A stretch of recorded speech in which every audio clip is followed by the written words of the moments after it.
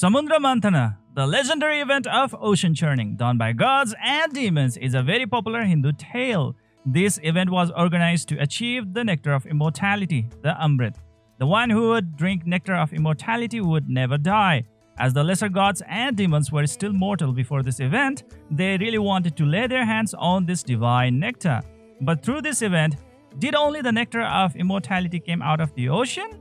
Before the appearance of the Amrit, various divine items, creatures, even goddesses, and a catastrophic poison were produced from this event.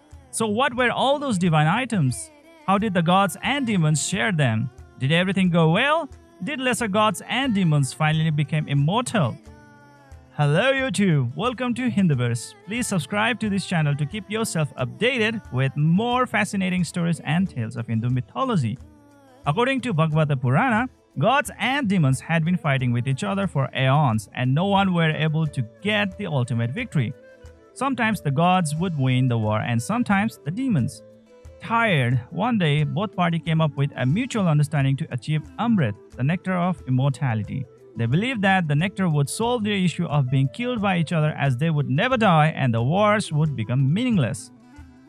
For this gigantic churning process, Mount Mandara was used as the churning rod. Vasuki Naga, the king of serpents, was used as the churning rope, and the Lord Vishnu took the form of a divine gigantic turtle to support the Mount Mandara on his shell. The demons grabbed the head part of the Vasuki Naga and the gods took the tail part of the serpent. Then they started churning the milk ocean for a millennium to achieve the Amrit. But during that long period, they also got a lots of marvelous divine items. But first of all, a catastrophic poison called halahal appeared, which started to spread throughout the universe. It was starting to destroy every living creation in its path. To this, Lord Shiva acted quickly and drank all the poison, but with the help of Devi Tara, he was able to hold the poison in his throat. This created a blue-colored bruise on his throat and then was started being called the Nilkantha, one with blue throat. After that, various divine marvelous things appeared from the ocean which amazed both gods and demons. These things were LAKSHMI, the goddess of wealth, who chose Lord Vishnu as her husband. Apsaras, the divine nymphs of exquisite beauty, who chose to stay with gods. VARUNI, the goddess of wine, who was taken by demons. Kamadhenu, the wish-granting cow, which was taken by Lord Brahma, who then gave the cow to sages to help them with their worship rituals and feed them with dairy products. Airavata, the divine white elephant with 10 tusks and 5 trunks. It was taken by Lord Indra. Uchchaisravas, the divine 7-headed horse, which was taken by demon king Bali. Kaustubha, the divine powerful gem of pure energy, which only Lord Vishnu could handle. Lord Vishnu then wore this divine jewel. Parijata, the divine tree with blossoms that never fade or wilt. It was taken by Lord Indra right away after smelling its fragrance. Sharanga, a divine legendary bow, which was taken by Lord Vishnu. Chandra, the moon, which was then adorned by Lord Shiva on his head. Shankha, marvelous conch, which was taken by Lord Vishnu. KALPAVRIKSA, the divine wish-fulfilling tree, which was taken by gods. Jesta, the goddess of misfortune. Earrings, taken by Lord Indra and later he gifted to his mother Aditi. Dhanavantari, the extraordinary physician who was taken by gods. It is said that Dhanavantari came out with a pot containing nectar of immortality. As soon as the nectar of immortality came out, demons stole the nectar and ran away. The gods then asked for help from Lord Vishnu, who then took a form of a woman with exceptional beauty.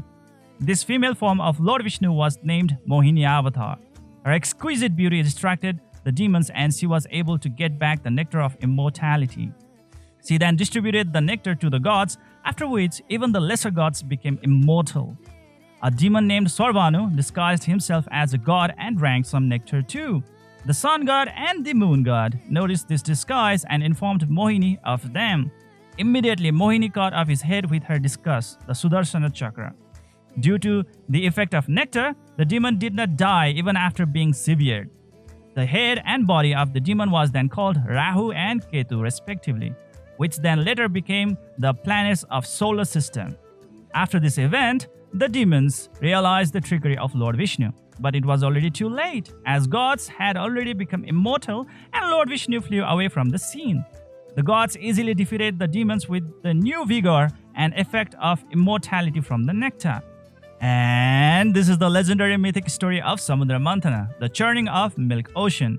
This story is very popular in Hinduism and in some sects of Buddhism. Obviously, I will be back with more wonderful Hindu stories in other upcoming videos. Till then, keep yourself tuned into this channel. And did you like my content of today? If so, please let me know in the comment section below. And please do not forget to subscribe to this channel to keep enjoying these types of divine interesting tales of Hinduism. See you guys in the next video.